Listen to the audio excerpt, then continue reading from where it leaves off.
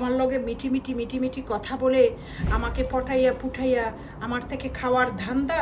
শুনেন শুনেন, আপনারা যারা সবাই আমার দ্বারা উপকৃত হয়েছেন, আমার আমার একটা টাকা হলেও খাইছেন, আমার একটা পয়সা হলেও খাইছেন, এবং আমার আমি কোনো কাজে আপনাদের উপকারে আসতে পেরেছি বা উপকার করেছি বলে আপনাদের মনে হয়, আমি তো করেছি, আমি তো সেটা জানি।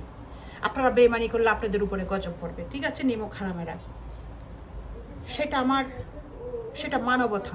আমি মানুষ, আমি আমার মানবতা বজায় রেখেছি এবং আমি সবসময় সেরকম থাকবো।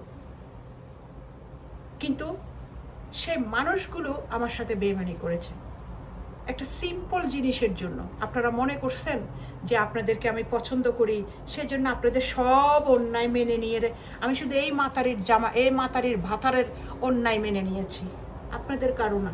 আমি এমনও অনেক মানুষ আছে যে যারা দেখি যে না সমস্যা, আমি উপকার করছি, অকৃতজ্ঞ, আমি তাদের কাছ থেকে দূরে সরে আসছি। তারা নিশ্চয়ই জানে অকৃতজ্ঞতা দেখছি, আমি তাদের সাথে ঝগড়া করিনি, তাদেরকে বলিনি, তাদেরকে জিজ্ঞেস করিনি তোমরা কেন এটা করলে, কেন এটা করছো, আমি জিজ্ঞেস করিনি। আমি তাদের কাছ থেকে দূরে সরে গেছি। তাদেরকে আর আমার জীবনে কথা বলার সুযোগ আসার আমার জীবনে আসার সুযোগ আমি আর তাদেরকে দেইনি। এটা ওয়ান টাইম রোড, আমার জীবনে এটা ওয়ান টাইম রোড।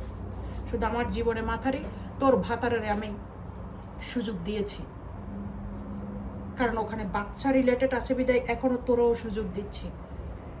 আর আমার মাইসে বোকা বানাই, এটা আমি ভালো করেই জানি, তোর শিখাতে হবে না।